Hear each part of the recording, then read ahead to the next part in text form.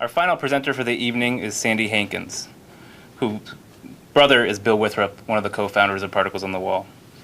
Sandy lives in Seattle and is retired from UW Libraries, where she worked at Suzzallo for nearly 40 years. She has been involved with music, thanks to her parents, and plays multiple instruments, including organ, piano, African marimbas, hammered dulcimer, and stand-up bass. Tonight, Sandy will read one of her brother Bill's poems.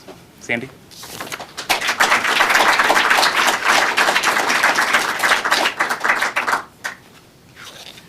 I wish Bill could be here to read these himself.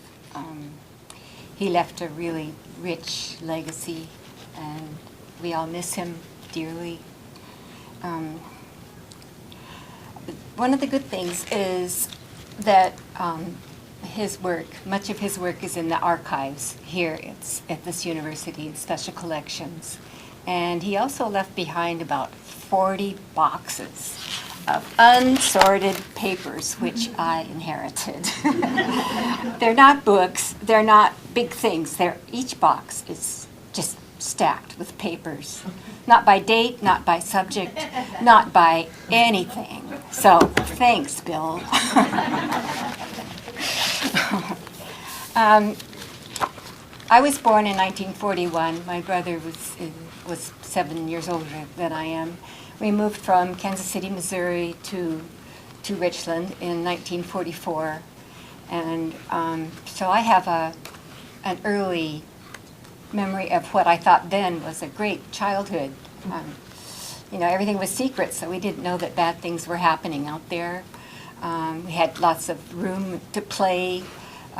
We just kind of ran wild as kids, and dogs everywhere, lots of space, good community. Everybody's, except for the scientists and engineers, the greater amount of population were blue-collar workers.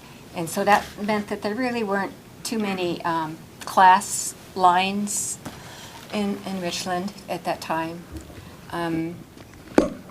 So it was a very strange place to grow up, actually. Many of the workers were imported, like I said, for the Manhattan Project, but they didn't bring their parents. So many of us grew up without knowing our grandparents. There just weren't any old people in Richland when I was growing up. Just very strange. Okay. The poem I'm going to read is The Baker of Pies. It's about my mother's pies. And my brother's activism was creatively entwined in his poetry, no matter what he was writing about, including pies. So this is called The Baker of Pies by William Witherup. This trip, Rose bakes pumpkin pies. She is never so happy as when transmuting dough and sugar.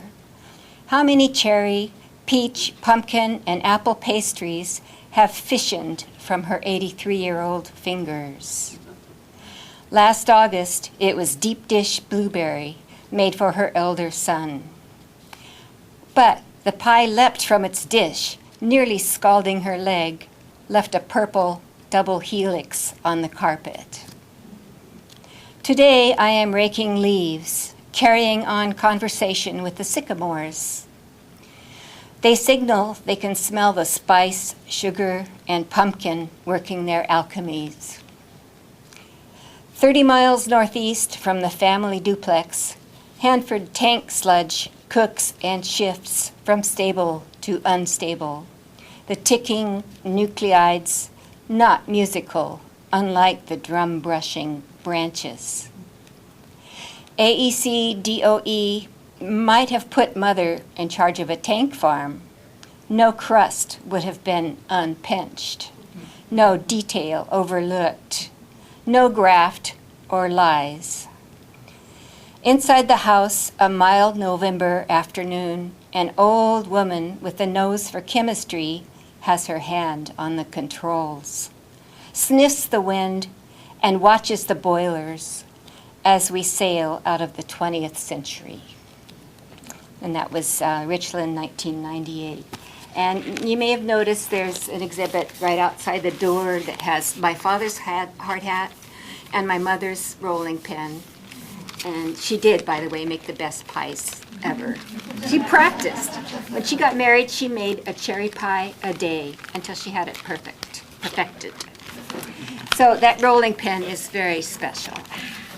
And it was used to make Mother Witherup's cherry pies. Mother Witherup was questioned by the FBI regarding her motivations for selling and advertising her home-baked pies. They were afraid there might be some kind of secret code in the advertising. So, thanks very much. I feel very honored to be part of this